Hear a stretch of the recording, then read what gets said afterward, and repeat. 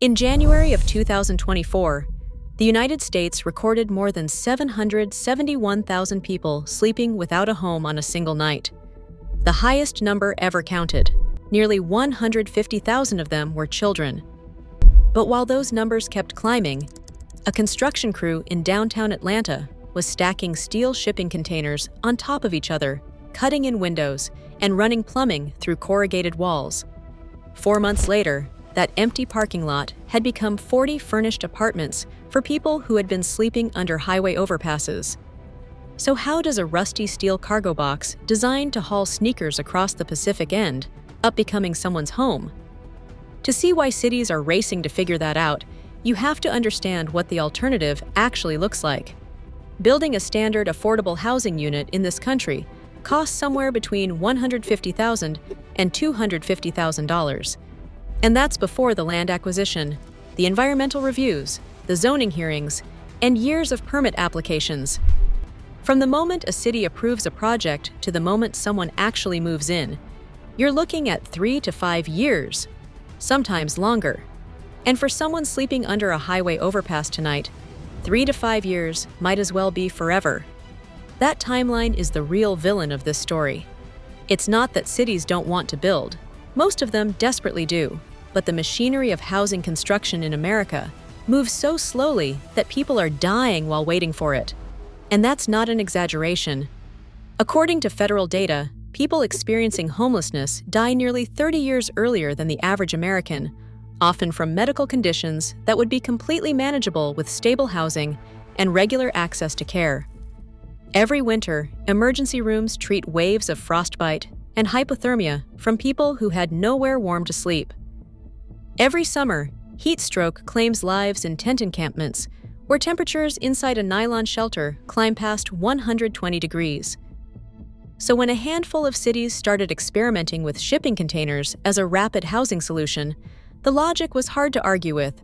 A used 40-foot container runs between $1,000 and $3,500. These are industrial-grade corrugated steel boxes, originally engineered to be stacked 7 high on a cargo ship crossing the Pacific in a typhoon. Weather-resistant, fire-resistant, and built to survive decades of hard use. The raw material was never the problem. The question was always whether anyone could turn them into dignified, livable homes fast enough to actually matter. And the conversion turns out to be surprisingly quick. Insulation, plumbing, electrical, climate control, finished walls, fixtures.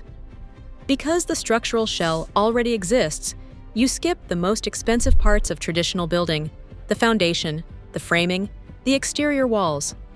A single unit goes from empty steel box to finished studio apartment in 4 to 6 weeks. Line up a few dozen simultaneously, and you can stand up an entire community in months. Atlanta was one of the first cities to prove this at scale. In late 2023, Mayor Andre Dickens launched a rapid housing initiative to build 500 micro-units on city-owned land. The pilot was called The Melody, and it went up on a former parking lot on Forsyth Street in downtown Atlanta, wedged between a Greyhound bus station and a row of bail bonds shops. Not exactly prime real estate, but for the people who moved in, it became the most important address in the city. The Melody has 40 insulated studio apartments, carved from stacked shipping containers. Every unit comes with a bed, heating and cooling, a private bathroom, a desk, a microwave, a small fridge, a TV, and a sink. The grounds have artificial turf over the old asphalt, potted plants, red Adirondack chairs, and even a dog park where residents can keep their pets. That last part matters. Almost no traditional homeless shelter in the country allows animals, and for a lot of people, their dog is the only thing they have left. The entire project was completed in 4 months for $5 million. Cynthia Diamond was one of the first people to walk through the gate. She is 61 years old, a former line cook who uses a wheelchair, and she had been chronically homeless for years. She told reporters the best part of her new life is knowing she has her own key, and that nobody is going to knock on her door telling her when to eat, sleep, or do anything else. For someone coming out of the shelter system, where you share a room with dozens of strangers and follow someone else's schedule, that kind of autonomy is not a luxury. It is a lifeline. But 40 units in one Atlanta parking lot raised an obvious question. Could this actually work at scale? Los Angeles answered that. In 2020, LA County had been planning to build a new parking structure for the men's central jail in Chinatown. Then the pandemic hit, and Supervisor Hilda Solis made a call that would change hundreds of lives. Scrap the parking lot. Build housing instead. What went up was the Hilda L. Solis Care First Village, a 3-story complex built primarily from 60 repurposed shipping containers and 20 custom mobile trailers.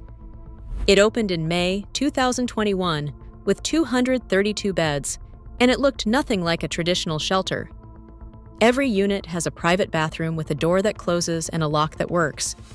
The campus includes kitchen facilities, laundry rooms, landscaped courtyards, mental health counselors on site, and employment assistance programs. The team brought it in at $48 million, $9 million under the original estimate, by using modular container construction instead of traditional methods. And the speed was even more striking. The entire complex went up in under 5 months.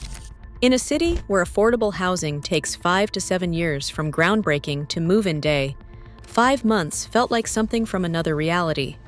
Over 3 years, more than 800 people came through Care First Village.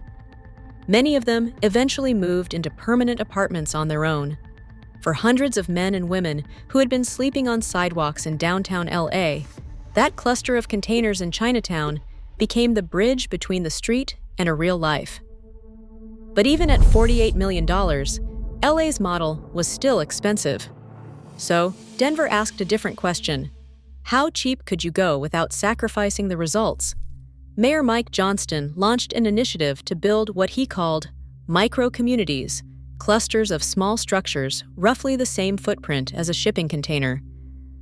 The city stood up 3 of these communities totaling nearly 160 units in about 6 months, spending roughly $25,000 per unit. Combined with a companion effort that converted 5 former hotels into supportive housing, more than 1,500 people moved off the streets and into indoor living spaces, and the results stuck. Over 80% of those residents remained housed months later. That's a retention rate most traditional shelter programs would envy. Johnston put it simply, "Housing is a ladder," he said. "People sleeping on the ground aren't even on the first rung yet." These communities are designed to be that first rung, the step that gets someone off the pavement and into a position where climbing becomes possible. If you're finding this helpful, hit subscribe. I cover stories about solutions like this every single week. Now, one question that keeps coming up whenever people learn about these container projects is a hard one. What happens in the meantime? Because even with 4 and 5 month construction timelines, people are sleeping outside tonight, right now. And the biggest immediate threat for most of them isn't hunger, it's exposure to the elements. When temperatures drop below freezing, hypothermia can set in within a couple of hours. For children, the risk is worse because smaller bodies lose warmth roughly 4 times faster. Cotton blankets, which most people instinctively grab first, actually make the situation worse. They absorb moisture and accelerate heat loss instead of slowing it down. Outreach workers and disaster response teams have known for years that a reflective thermal barrier is the most effective way to keep someone warm when conditions turn dangerous. A product that a lot of outreach organizations and emergency preparedness families have been picking up is called TerraShell. It is an emergency thermal sleeping bag with a reflective inner lining that bounces about 90% of your body heat back toward you. You climb inside, and within minutes, your own body creates a warm pocket of air without needing any batteries, fuel, or setup. It is built thicker than those cheap foil blankets that shred the first time you unfold them, and a lot of families keep one in their trunk or emergency kit for winter storms and power outages. If that sounds like something worth having around, I left a link in the description. Now, if container housing works this well, you'd think every city would be doing it already. Part of the reason they aren't is neighborhood resistance.